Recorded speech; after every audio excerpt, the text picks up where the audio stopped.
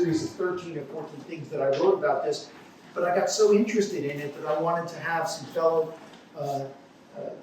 self-producers, if you will, talk about it. And so we have John Mark Lucas, and we have Claude Solnick, and we have Alinka Hamilton, whom you just saw in the play, and we have Johnny Srinivasan. So we have 4 people here. I'm going to let each of them give a brief introduction as their experience in this realm in a moment. But first, I think I want to acknowledge the people in the audience here. Is Elizabeth Alm here? Elizabeth. Elizabeth is operations coordinator of internal operations at ART, and is Charlie Leonard here? Charlie Leonard, and Charlie is with Stage Spotlight NYC.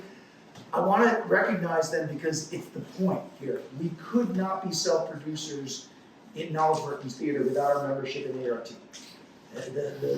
The varied support that they have provided to us since 2019 when we joined is a big part of that. So if you don't know about Alliance of Resident Theaters, I strongly suggest that you take a look at that. Likewise, self-producers rely upon sites like Stage Spotlight NYC to help bring audiences, pretty good ones in that audience, into what they're able to get up on stage. So with that, let me ask you first if you can just quickly introduce yourself, and then we'll work around the table here. Then we've got just some general questions, and then we'll take questions and comments from everybody there, because it really is not some formal presentation in that way. This is, let's share knowledge, let's make some new knowledge here, let's do what we can to help each other make theater live. So, my friend. Hello. My name is Janani Srinivasan. I am an elder millennial who grew up in Oregon, really encountering various areas of both representation, morale, and mentorship for theater. I'm a classically trained Western musician, but I always wanted to be on stage mugging around, and it just felt really hard to get cast or seen or to see myself doing anything. So after college, with my general liberal arts degree, I spent 20 years, my goodness, doing comedy, doing improv, getting an MFA, then working in politics for 8 years, from 2016 to 2024, developing project management skills. Moved back to New York in 2022, and suddenly found myself making a lot of plays almost as an out-of-body experience. It just started happening. And I've now, at this point, since 2022, produced and directed 3 short plays and 2 full-length plays. And if you'd like to see in spring, our production of Much Ado About Nothing and Other St. Mark's, we have a brilliant cast, including an alum of TJ's plays, Alyssa Poon. So if you want information about that, you can drop your email here. This is self-producing. it's David Mamet's line from Glengarry Glen Ross. ABC, always be closing. Hey, my name is Alinka Hamilton. I only moonlight as a writer. I kind of came into it, forced into it. I went to Columbia and got my MFA in acting. And I think there you spend the first 2 years, well, I spent the first 2 years kind of figuring out who I am as an artist. And then the last year is like the industry as an actor. And sometimes those two things don't always coexist in harmony. And there was a class that we had to do a proof of concept, and the instructor, who's also like a working actor and writer, just kind of forced us to take all the things that were inside our heads and put them on paper in whatever fashion that took form. And it was the first time. I'd always have like inclinations that I wanted to write, but always been very scared to. I think writing is the most vulnerable art form. And I did it, I completed it, which sometimes is the hardest thing, to just complete something. And kind of took off from there. And I have written primarily for TV. And I have my first play that I ever wrote that's having a reading at the Goddard Riverside on we're in October 4th and 5th. Next week.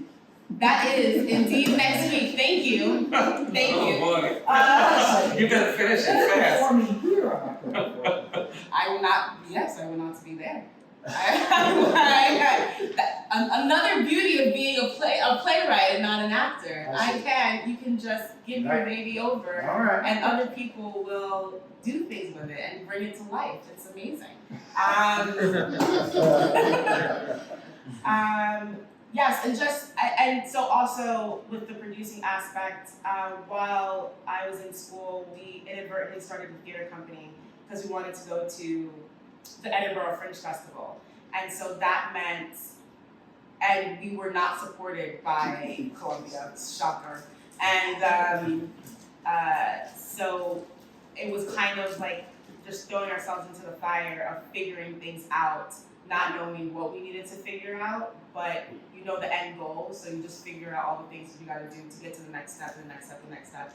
And then magically, something is put on. So I've been doing that with my company since. In early September, you guys had a performance. Yes, we did. You were better at the marketing than me. Yes, we did a production of one of our members wrote a choreo poem called August 28th, and that we had something about Ars Nova. We partnered with the Brooklyn Public Library.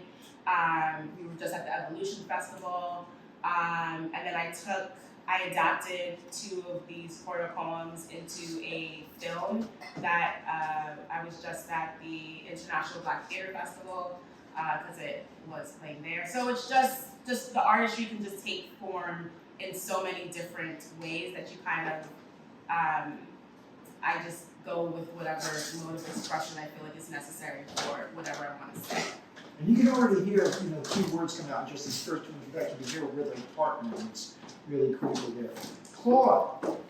Yeah, I'm interested in what everyone has to say because I think we're all doing our own thing, and it's really interesting to hear what everyone's own thing is. But so let me start with, you quoted David Mamet. I have a couple of David Mamet things that I like. One thing is, you're right, always be closing is what he said, but the thing that I really had in the back of my head is always be creating, for real. And the thing about always means always. And like, a lot of people, I don't know if there are people here who write, or whatever you write, but the one thing that I will tell you, or not one thing, but a key thing for me is, people have this idea sometimes that the way you write a play is you sit down and it's whatever time you write a play. And then it's, I don't know, I'm curious what your method is, because he really got the language right. But first of all, it's very difficult to get the language that he did. But that's not at all what I do. I don't do that at all. The way I write a play is now, all day long, I collect language and experiences. And then by the time I'm sitting down, I have so much already there. And it goes much more quickly, but I do not write that way. I don't know what everybody's method is. I don't like suddenly sit down and start. I'm in the middle of the concept. Anyway, so in terms of my experience, everybody has something else they do, because you can't be a playwright really, unless you're one of like 3 people. And like I was, I'm also a journalist, and so when you said television, I'm very interested in that, because that you can do. and there's another David Mamet quote, by the way. David Mamet stuff got turned into movies. I can't remember the quote, but he talked about the terrible television people. I'm not talking about you. But what he meant was not the people who write. What he was talking about is that television would say, hey, you're going to reach 1 million people. Yeah. You're going to reach 8 million people. And that that's good. But you still want to do it as well as you can, or what you want. And I think that is a benefit. When you write a play, you have freedom because there's not as much at stake. With TV, there's a lot. So you do have the freedom, but you do want people to go and you would have an impact. Anyway, quickly, in terms of me as somebody who writes, I'm playwright in residence at Theater for the City. So I don't exactly self-produce. And I do have a big partner. TNC helps with everything from set, we just pull the set, to rehearsal, to the whole thing. There's some negatives. The tickets have to be priced very, very low. You do the show when they give you dates. If they say we have, if they say to me we have a week now, I'll call the director. Yeah. I'll try to say, can you do it? Right. And it's only a week. Yeah. Other times it's 3 weeks, but there are benefits, and like you said, I think it's very helpful to have that. And the other thing, and I'll move on, is like you have a real specific ability to create a world, and I don't know, you each may, I don't know. I don't write that way. Mm-hmm. I'm a journalist, Right. and I'm constantly interviewing people, and I write that their world. Tell me what your last show was. Well, last one was a Christmas musical. Yeah. Yeah, and I can't remember where that started. But I think it was very fun. But I'll interview people, like I interviewed people for a grief group for an article, and then I thought, I looked at my notes, and the article has to be maybe 1,200 words, and you interview like 10 people, and it's ridiculous. I have huge dialogue, and so I really turned it into a play about a grief group, and I used the real people, and I didn't really get their consent, so I had to change it. But to me, that's the other thing that I started is different, is where do you get your material? You may have got it from what you did. I don't know where you get it or you. But with me, I really don't get it from my life. And there's a drawback to that. You get it from other people's lives. I get it from other people's lives. Like here, everybody's probably sitting, everybody has all sorts of plays in their life. And I've actually interviewed people that way, where I've actually interviewed people and we've done the play. And I said, look, can I come over? And they let me come over, and I spent 7 hours there, really, which they said was 7 hours. At the end of 7 hours, we had 2 plays. But we'll come back. And we did one of them, the other one we did We'll as a come back to reading. one thing that I do want, not at this moment, but to talk about there is, because you're a journalist, you're very aware of one of the most difficult parts of self-producing, which is promotion. But we'll come back to that. John, I have to say that the reason I started is because I saw a YouTube video of you talking about budget. Yeah. And I said, oh my God, John knows, he's in it. John knows nothing. No, but in your introduction, you've got a play right now that you're working on. That's going to be a beautiful thing to say. There we go. What's the name of it? It's called Diva Therapy, and it opens November 7th. People know. And Okay. it's the first play I've written. I've made my living as a copywriter for years. But I have an undergrad and graduate degree in painting. And the painting has proven to be the thing that has saved me over and over, because especially in writing a play, or I had a gallery, I've just done a lot of different little projects, and the painting has helped me with the writing part of it, I'll say. Get it on paper like you do with the painting in the beginning. You just put down whatever is there. And the same in my job, copywriting. Then the editor comes in later. I mean, if I bring the editor in at first, it's doomed, whether it's a painting or a book or whatever. So, as far as budget is concerned, I had to learn it, and I'm not a good fundraiser, so I am actually going to be paying for a lot of it out of my pocket, and I'm at this point, I'm just like, well, this is my project, this is my dream, this is my creative project. Why do I expect somebody else to pay for this? And the director has started fundraising thing, which I hope we raise lots of money, any money. But the bottom line is, it's my project, and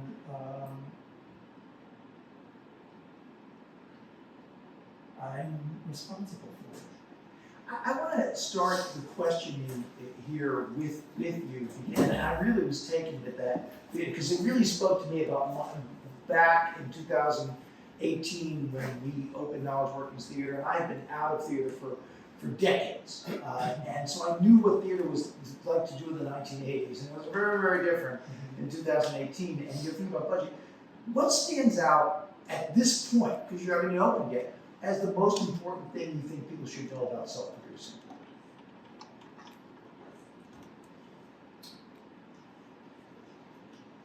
That it's your project.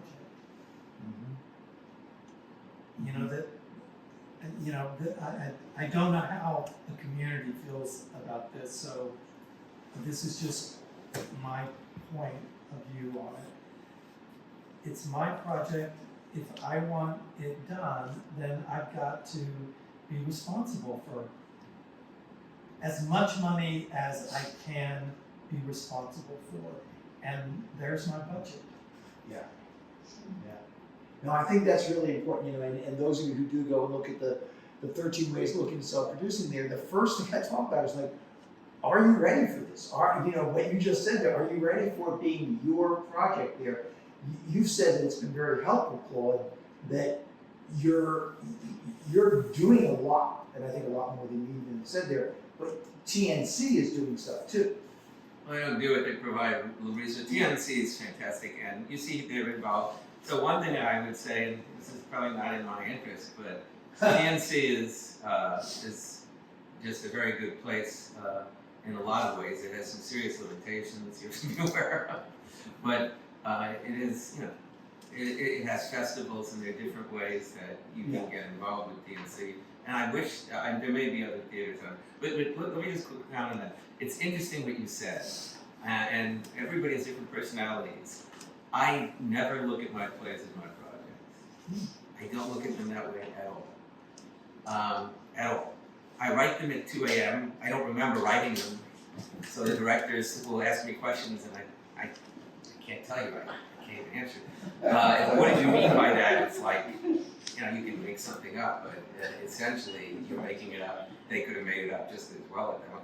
So, but I really, and I've done a bunch, that's the other thing. So for you, it really is your project. And so, but with me, to me, it's very important that it's the director's project, very important that it's the actor's project, and I want it to be everyone else's project. And I really look at it as very collaborative, and I will do whatever I can to help. But to me, I really want it to be everybody's project. And we get involved with it, like, I work with directors, and the director will say, hey, if you have thoughts, say it. And we did one play, the guy said, why are you setting it today? You should set it in the 70s and 80s. And so we said, yeah, you're right. And so we wrote the thing to set it in the 80s. And so we really want it to be their project for real. And I think these are very intelligent people, and we want to hear what they think. That's a great point.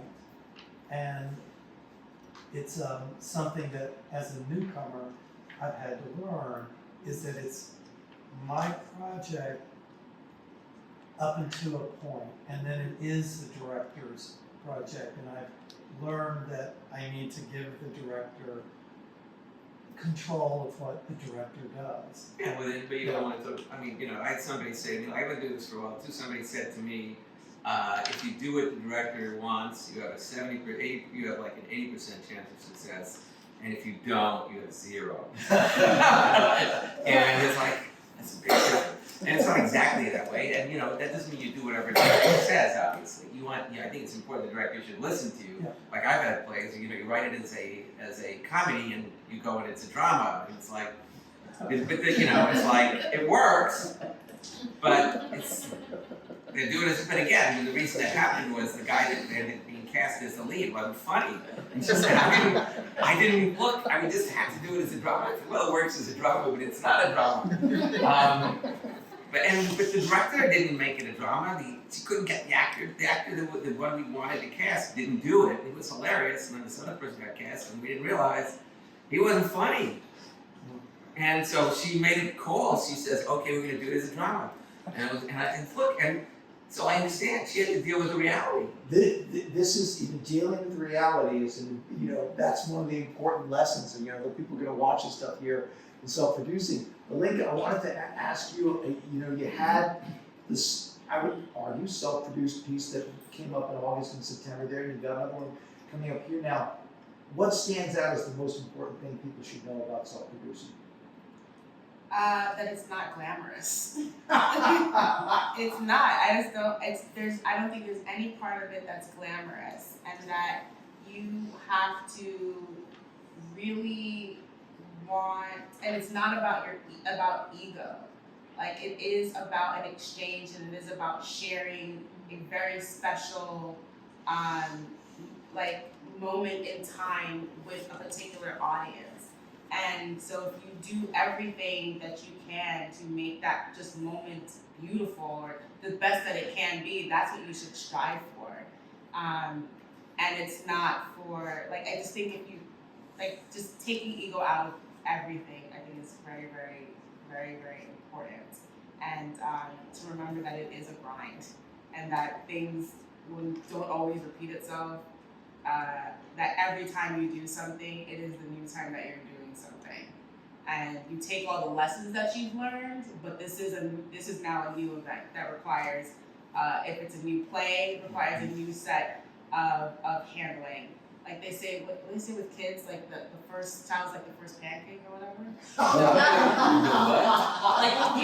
Like the first child, the eldest child is the first pancake. You don't necessarily, you don't do the best job. Claire, if you're watching this out in Portland, that was not our Sorry, story. Claire. Maybe I'm also the first child, so I know. But just that you can't, different things, it all requires something different. Yeah. That's just my Well, in the Chinese culture, you throw away the first pot. That's not exactly, Okay. not exactly about people, but. Janani, when you did things like I got to see your Florence Big Nurse, and I got to see your Midsummer, and I would argue that you took texts that were written by other people and created new plays out of them completely. And Midsummer is absolutely fantastic, and that all of a sudden, I'm not going to get it, but dancing there, storytelling there. Same question. You're self-producing. What's the most important thing people should know, in your opinion, about self-producing? I think self-producing is a little bit like you said, self-expression. And I think that the reason to self-produce is so that you can do everything exactly the way you want to do it. I was thinking as they were talking, how would you eliminate the problem of the percentage of the control of the director, the producer, and the writer? So my answer to that is pick writers who are dead. Do whatever you want with the text. And I personally adore the process. But kill the one you're working with. No, I would argue classic plays, particularly for the kinds of casts I like to build, which are diverse casts, multi-generational casts, casts who haven't necessarily been seen. Classic plays afford more latitude for who people get to be than most contemporary plays. In a classic play, I can be a king, I can be a fool, I can be, lady whoever, and the audience just has to deal with it. In Midsummer, nobody who was related to each other was the same ethnicity at all, but they were because I said so.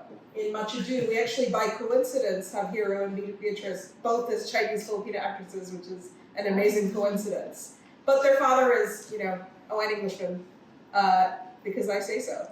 So the solution is pick writers who are deceased, and then also produce, and then also direct, and then also be the dramaturg, the script editor, the prop master, the accountant, the booker, the scheduler, the therapist, the casting director. For Midsummer, I sourced hundreds of people and auditioned 100 people myself.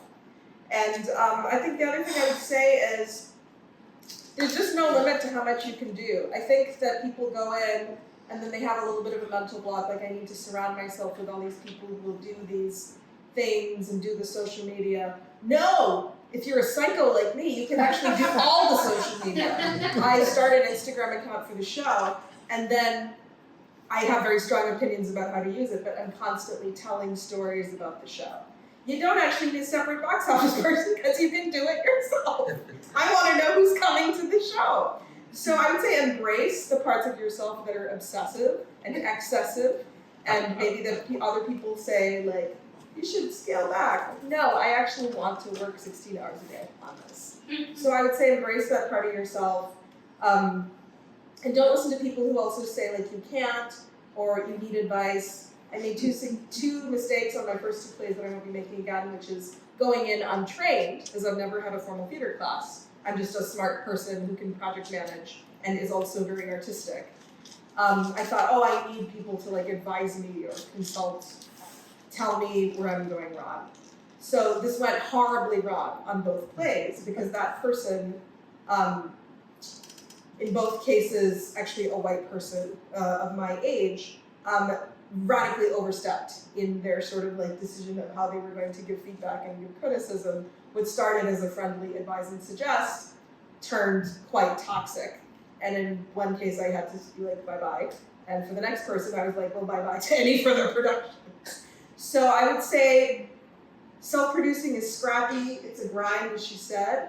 But I would say always go into it with a very empowered attitude, because if you go with desperation and with like a sort of attitude of self-humiliation, like please come to my play, anybody, that would come out in the work. But I think if you treat your work like a Broadway play, like it's as important as a Broadway play, and your actors are as important as anybody on Broadway. I work with a lot of young actors, Gen Z actors, actors out of college, and I joke that I'm their cringy auntie, because I am constantly bragging about them everywhere I can. And because they're great.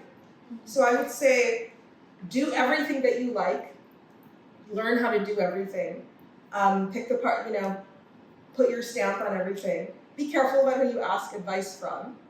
And yeah, just do it the way you want to do it. I have to say that I've been so impressed. The way we met was that we had an actor who was in both of our productions, and you proposed to me, and I think this is an important part of self-producing. You look for opportunities to partner with other people. It doesn't happen enough. It's crazy to me that it doesn't happen enough that you said, look, why don't we do something? And that, I know Gifford Elliott probably is out there because he has to. He created a video that promoted both of our plays. They weren't running exactly at the same time. They were sort of abutting each other in the schedule there. And so there's more of that should be done. This TMC does a great but you just great. There should be more. I think you said a great word, project management.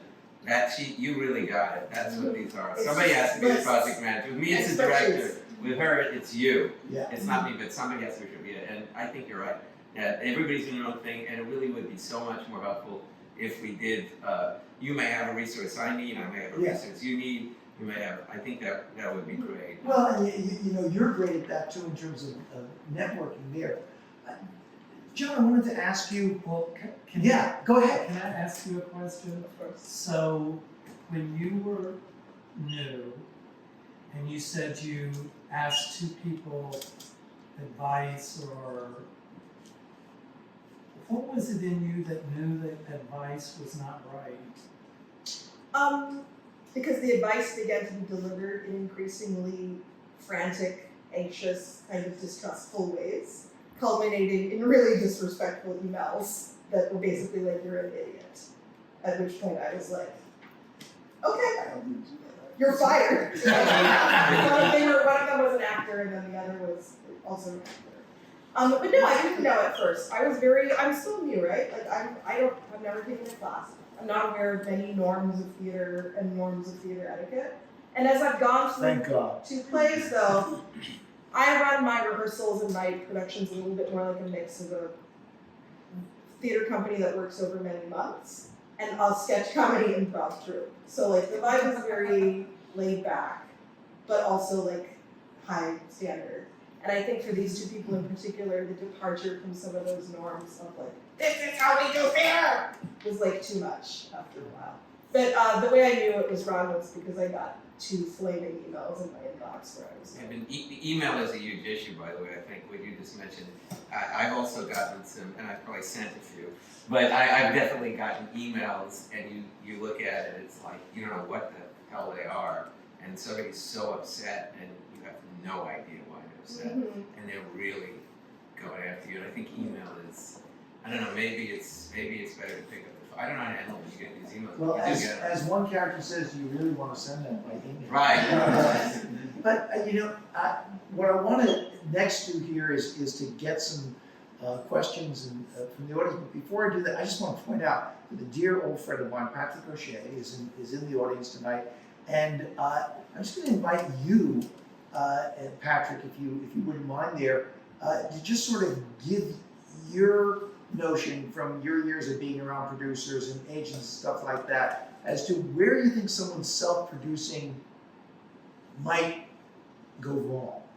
What do you think would be a mistake in self-producing? Talk about putting you on the spot. Well, overexposure, the naivete of the unprofessional, everybody, everywhere. I'm gonna flood the marketplace with my play. I'm just gonna send to every producer. Well, no.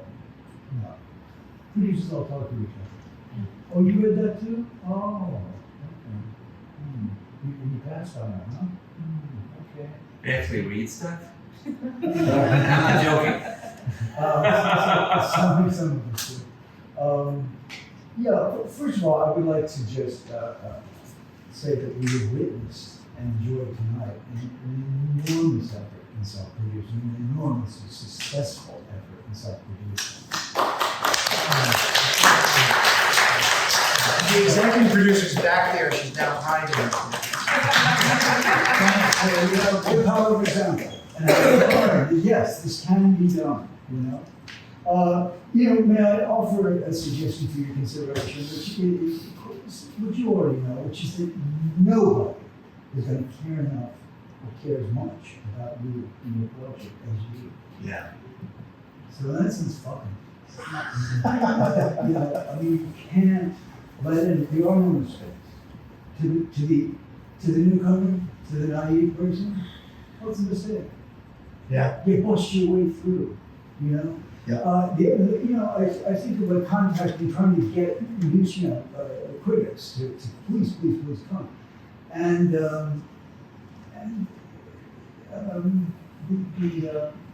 amateur, authentic voice directly from the playwright directly to a critic can mean so much more than a hired press person. I'm not saying hired press person is wrong, but just that authentic voice coming directly from someone saying, would you please care enough about as much about this as I do?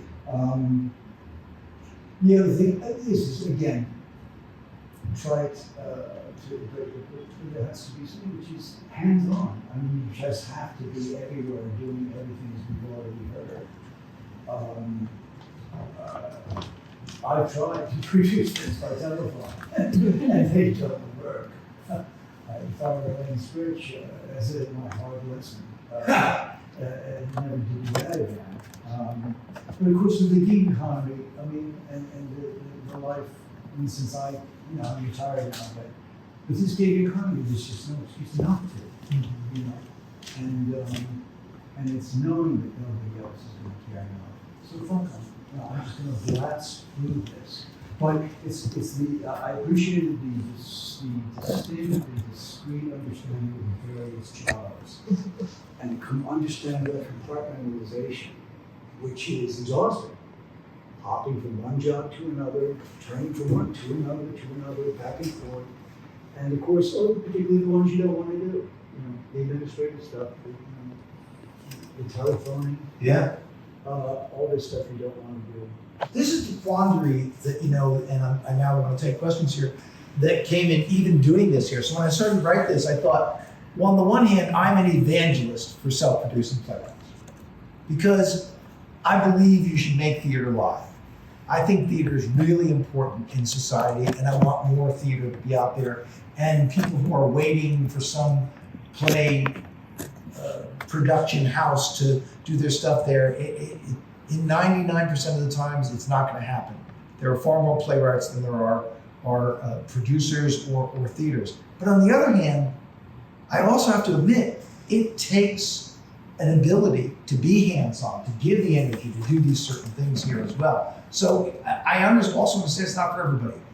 Let's take a question Can I from the just audience. finish the one thing? Yes, please. In terms of what other people think, whether it's critics or just other people would say to Noel Coward, how do you bear these terrible reviews? He said, darling, they're simply wrong.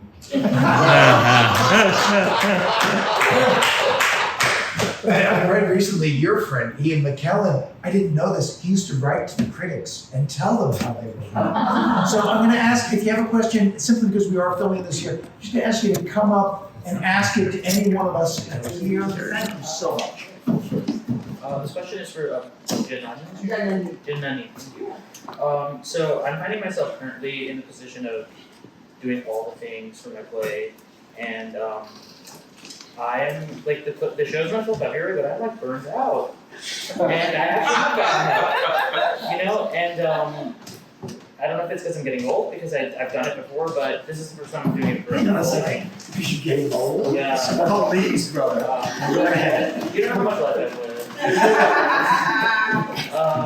Anyway, I had a reflection, and I was wondering how you manage all the things, all the time, for 16 hours a day. Well, the 16 hours a day is possible because I'm no longer employed. I did the first play while I had a full-time job, and it made me super sick. And I did most of the second play while the job, and then my company like exploded. So for 6 months I had just been so financially, the way I have done these plays is during the pandemic I lived at home while working my full-time like high-level job and saved all the money by living at home with my parents. So I will say, I don't know if I had been doing a full-time demanding job, I could have done this somewhere as well. So that's definitely a consideration. I'm fortunate to be in a position where I was able to live off of my savings and kind of subsist in that way. But I will say I also have constructed a life a little bit that is sort of like gloriously selfish. I don't care for any other people or any pets, and I am free to pursue my obsessions. But to your point, I did find from play 1 to play 3, which I'm now on, I had to make really significant strides in handling my mental health and how I handled stress and uncertainty. On the first play, I was having a meltdown every day because it was the first time for everything. Will actors quit? Will somebody get sick? Like, just all the uncertainty, and it felt like the world would end if the play didn't happen. I'm 41, I'm putting on my first play, it has to work. And I would say going through some formative, destabilizing experiences, like having to fire an actor quitting midsummer. On one of the smaller plays, an actor got COVID the first day, and I had to jump in as the understudy. Going through uncertainty, really, and reading lots and lots of books with Zen in the title, kind of got me to realize if I'm projecting enormous amounts of stress, it's not good for the actors and for the team. So I, for the good of the team, have to learn how to actually do the meditation that I've been saying for decades I would learn how to do and haven't done yet. Getting better at curating the people who are on projects. Like you, learning actually which jobs I cannot do. I do not want to do costume and I do not want to do sets, so somebody else can do them. But I do really like doing social media and the box office and like, marketing and like, everything. So I think it's a learning process of learning how to deal with all the ups and downs. I'm so serious though about all the books with Zen. I really had to learn to deal with so much uncertainty and not freak out and realize that in theater, as many more experienced people know, most problems solve themselves. And I didn't know that before. So on going into this third play, I'm kind of like, we're 6 months out, you know, a couple of the actors might change and that's okay. The venue might change and that's okay. You know, I think it's really just about learning that the world won't end if certain things don't happen.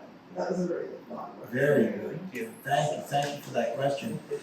You remind me of one of my favorite lines Tom Stoppard wrote in Shakespeare in Love, where they're asking the character played by Jeffrey Rush, like, how do you know, he said, it'll all work out. He said, it's a mystery.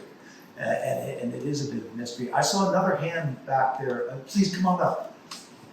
and ask your question. Well, it's a comment, actually. Oh, come on, make a comment. Great. You would ask, Yeah. get my mark. Get your spot. You had asked the question, what's the most important thing Yeah. about self-producing? For me, I've been at this a long time. One of my first shows was in this space, No. 1990. I signed a contract with Gene Frankel himself, actually. And I'm still at it. I'm not rich or famous. I don't make any money. I'm never going to be rich or famous. And who knows about the money, but it is a decision to stay with it based on the fact that I love it. And it became a passion and an obsession. I love that word.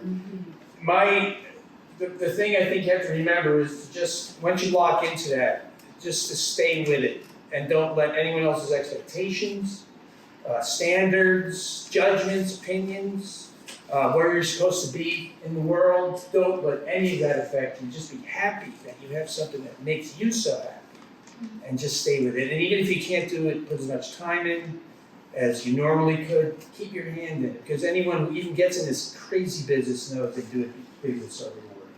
And the decision for me to stay in it is really probably the most rewarding decision I've ever made in my life. And I'll be doing it until I'm 69. So that's it. Wow. Great. Thank you for that. Thank you. Oh, Mark Butler. You know, I mean, it's because you have to have that, because there are so many practical concerns that come up. We're getting closer to your show opening here. What most concerns you right now?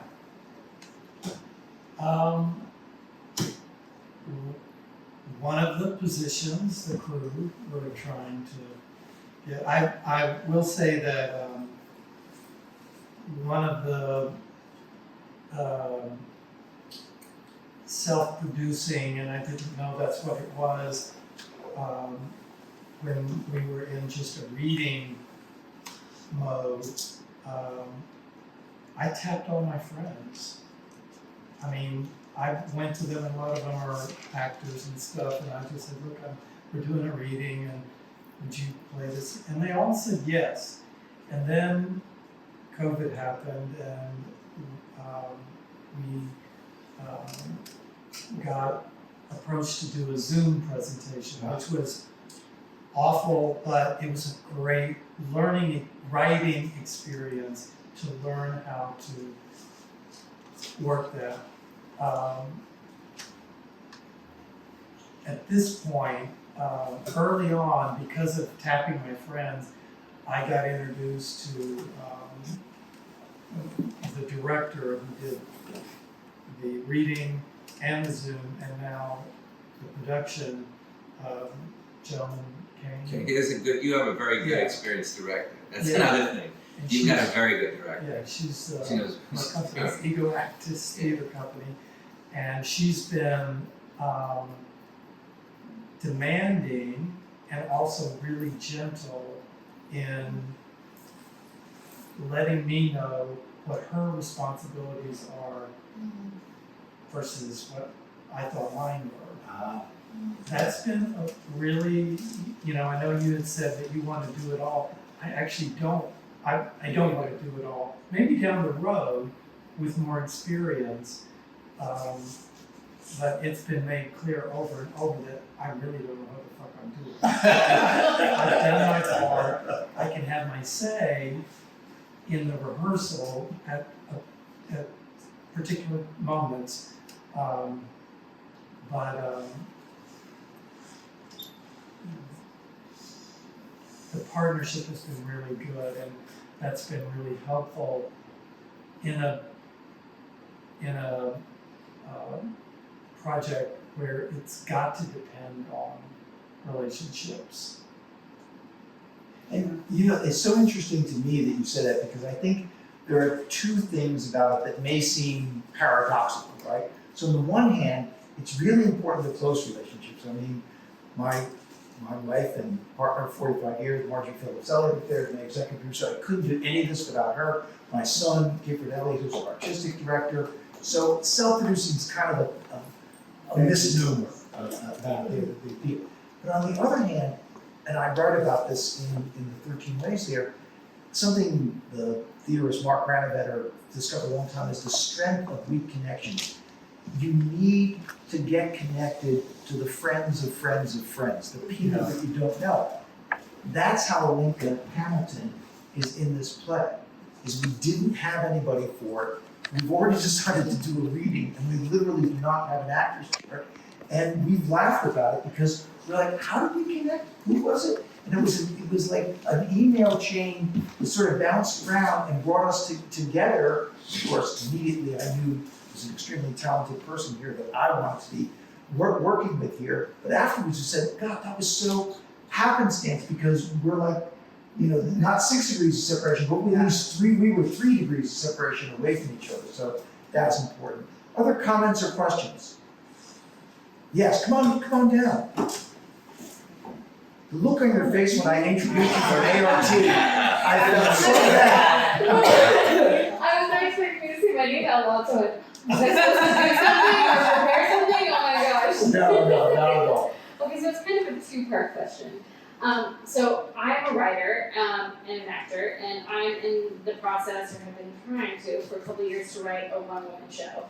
And and the struggle is because I'm writing about my own life, I often get stuck with how to get into the flow of there's so much to pull from, and how do I kind of narrow it down. So one is do any of you have writing tips for when you're writing your own story? That's part one. And I'll just drop the second part of the question is then to go into self-producing something like that.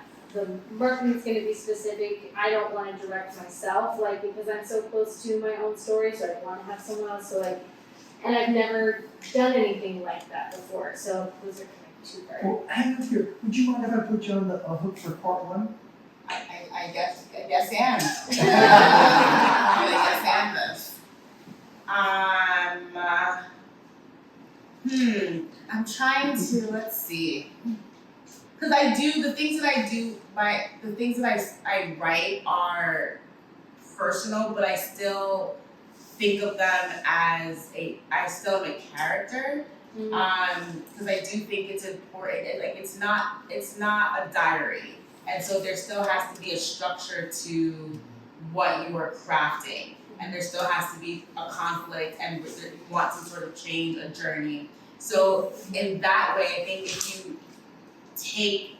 if you remove that it's just you and you're just writing an experience, I think even as an exercise, just changing your name, and just doing that and seeing how you can craft a story with just that you as a character, I think will be helpful to kind of get it out of you and have it be not be so, you want it to be personal, but you don't want it to be like it's not a vomit session. Right.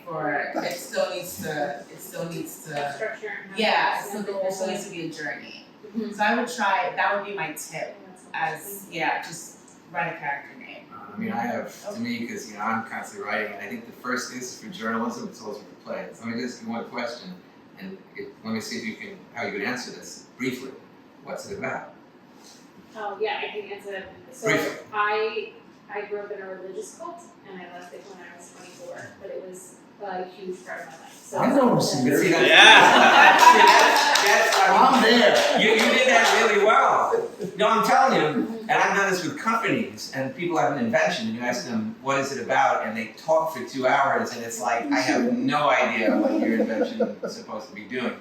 And they can't, and you did. So I think that's the first thing. You know what it's about. And then you can have stuff that's really interesting, it's not relevant to that. And so when you can write it and write all the other stuff, but in the end, that's what you're writing about. And so you're going to be got these other things going on, but that's your show. And I think that's really, you're way, way ahead of most people writing these things. Yeah. Because with a lot of people, it's my life. Like I work on a one-man show with an actor in Broadway did TV, and I loved his childhood. He had a really interesting childhood. But unfortunately, you have a limited amount of pages. And I feel like we have to to me, it's the most interesting stuff. His childhood is fascinating as stuff happened. But in the end, it's really about him, and he became very successful, and then he became an actor. and he was like, he was doing Broadway and he was doing TV. He really hadn't been trained. And then all of a sudden, that all fell apart, and he discovered what acting was, and now we understand what it is. So now you gotta cut the really good stuff because it's not what this is about. But you're way ahead. I'll say two things to you. One is Joseph Campbell's Hero's Journey. And I think it is a structure that really works very, very well. And the second one is that I find tremendous inspiration in writing from books that are not by writers. So Harold Clurman, in his On Directing book, when he talks about finding the spine of the play, well, when I'm writing, I'm like, well, I better make a spine to the play so the director will be able to find the spine of it there. So you know what's moving in that way there. But I wouldn't worry about it too much. That's the other thing. Someone else said this here. You said it, Claude. Get it down.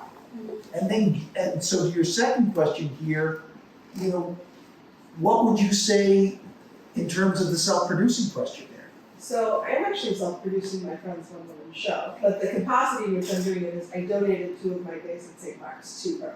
So she has a director and she has a designer. I might look at the script and just like give her ideas, but she's fairly far along in that process.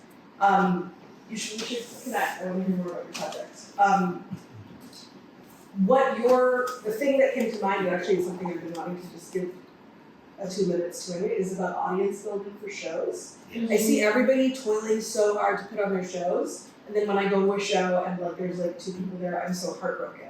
Because everyone worked so hard, actors, everybody, and it's just like always left, you know, with 2 heads. I really think that, and I don't know, maybe I'll put together a webinar or something about my aggressive form of audience building. But I really just think that in like the KPIs in New York, the KPI for me is the sound of people laughing at shows. I'm a laughter vampire. I feed on it. Our final Midsummer show was full, no room in the house, and the best performance, and just waves of laughter and howling, and it just like fed my soul so much. So that's what I want for everyone. It's not just about people in the seats. How you getting? What's that? How are you getting? How are you doing here? So, When I started 18 months ago, I just told the actors, like, tell everyone you know to come to the show, and I told all my friends to come to the show. Tons of people came to the show, got all their emails, because St. Mark's box office system lets you keep everybody's email. And then I told all those people about the next show. And for both shows, I did something called an advanced list system. Because in the world of political campaigns and digital, where I come from, you always want to be building awareness, even like way before the show. So both for Ernest and Midsummer, people knew far in advance the show was happening, and they got put on a list to like get the early ticket link. And in that way alone, 50, 60 people like assured their attendance. So I'm just constantly telling everybody about the show. I also use Instagram very aggressively. I follow everybody. I use it for storytelling like very aggressively and thematically. So if I were running Instagram for your show, for example, we would probably use stuff in the text. We would probably have content related to like religious wisdom and other people whose stories have, are stories of departures and whatnot. Reels, you talking, reels of other people talking. But also I urge people to really think about like the segmentation of who like you want to come to the show. So for Midsummer, there was an Indian dance and music component, so I was like, how do I get all the Indians to come? Got quite a few to come. There were quite a number of LGBTQ actors, and the casting was like a little bit against type, so tried to lean into that aspect of it. Of course, all the Shakespeare fans, young folks, but then every one of I actually had an actor quit over this because I accidentally invited his boss to the show, and he quit the show. He was like, this is a step too far! I was like, okay, bye-bye. But all of my actors, theater companies that they're a part of, all their friends, their improv groups, their mommies, everybody, I was like, I just think of every person in terms of the network of people. For this upcoming play, I'd love for all of you to get your email out here so you know about the show. But we might also be reaching out to like women's shelters and women's groups. Much Ado is a play about misogyny and abuse and injustice and maltreatment of women. Maybe we'll have a special show for like a shelter or something. So I think it's about thinking of your show not just as a piece of text that's getting put on a stage for a few, blobs of water that are humans, sitting in the audience. It's about what theme and story are you putting out there? Who needs to see it? I can guarantee you Who's that your there are a whole bunch of other people who love the house who Absolutely. will be making a beeline for your show. That's who needs your show. So, sorry, I'm like No, thank you. animated. Well, the mail list thing is so important, and we were able to connect with another theater there, and we said, hey, we've got a mailing list of almost 2,000, and would you like, and they swapped it, and theirs was much bigger than ours there, and so you use MailChimp, and you go through all those things there, but you gave a gift there, departures, that might be your spine. That might be your spine right there. And I don't know where that came from in your head there, but. Yeah, and then you end the show, and then you like walk out of the theater. Have you seen one person show? Because I'll tell you, I mean, I have strong opinions on, I have strong opinions on. On everything. Yeah, I know, but I think, and something that people have to understand, there are different ways of doing a one-man show. It's like talking to the audience. It's create, like I wrote a one-man show about Orson Welles. And Orson Welles, right? So you have a good start. But it's in his apartment, it's set in this real time. I think with a lot of one-person shows, you don't have to set it real time, but when is it? What is it? And the other thing is, this I find with journalism. When I used to have a lot of problems with articles, and then the editor would say, like what's it about? And you find when you tell them what it's about in one sentence, you're not writing that article. You've been writing something else. And so you want to be writing the right place. So tell people what it's about. Tell him, tell her. And you may find you're going to be telling yourself, and you'll react, and you may learn. It's like, and I used to read stories to my kids. And when my kids fell asleep, I'm going to change that story. Something happened. So, and you'll see in people's eyes when you're losing them and getting them. And you'll feel it too. And you may find that by telling it briefly, you may find out, okay, it's really this. So thank you so much for that. And I promised that I would hold this to close to an hour here, but if there's another comment or question, come on down. TJ, just I'm sorry to interrupt. You mentioned Joseph Campbell. I just wanted to share information. There's an author called Christopher Vogler who wrote a book called The Writer's Journey. He adapts all of Campbell's ideas and philosophies from the writer's point of view. I found it to be fantastic. That sounds great. Say it one more time. So It's maybe- called, instead of The Hero's Journey, it's called The Writer's Journey, and the author is Christopher Vogler, Vogler. That's Is there great. also a blog? I feel like I've seen. Is there a blog? I I didn't. feel like I've seen a blog with that title that is the 12 steps. of- Yeah, he's fantastic, especially if you buy into Campbell, which I do. When I started this back in March, we had just done Jester's Wife at the chain, and I thought, it's really, you end up getting so much knowledge, and then you end up being in a conversation like this and getting more there, is to share that, you look in the mirror first to sort of say, okay, can I do this? You realize that playwrights outnumber theaters. You don't get caught up in the whole self-esteem thing of like, oh, you're self-promoting yourself. And you have to be able to get over that there. You realize you're gonna have to get money. And it may be your own money, and that has been the case for me in some cases, although GoFundMe has been a wonderful thing for us as well. You take advantage of those weak connections there and there, and you do that so that you can build a community. And so now, and that's something that you've talked about, and others have talked about here, is that now you get to know more people, and it does become a community in that way. And then you've got to communicate, and that is very hard for a lot of people, and that probably excludes a lot of folks from that. Then there are practical things as well. You've got to find good real estate. I'm very happy to be at Gene Frankel.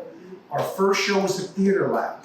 Orietta Crispino, she allowed us to sort of co-produce with her when we did Alms there in 2019. We've been at Theater for New City. We've been at Broome Street Theater out in Madison, Wisconsin there. You've got to find the right kind of real estate there. But something that you talked about is that then make sure that you handle the self-care in self-producing. It is a very stressful exercise. And I'm not kidding, you've got to make sure that you're in shape. that you've got to make sure that you're getting sleep, that you don't get caught up in bad eating habits. Those things or bad drinking habits. Those things are all very, very important there. And the last thing that I'm going to say about it is something that's really important to me is in the employment of failure. Recognize at the beginning that it is impossible to succeed in all the ways that you want to succeed. Something's not going to go right the way you want to go right there. You learn from it, you talk to others about it, and you move on. I want to thank our panelists. Please help me thank them. I want to thank all of you. It's very kind of you to be part of this community. And if you're in Playwrights Connection, we're going to put up the video. We'll try and keep the conversation going, or we'll keep it going through www.knowledgeworkings.com. And Gifford Elliott, thank you for helping us out. Can we get another round of applause for everybody and everyone who's staying? Thank you so much for coming. Please There's so much on. Please sign up. If you haven't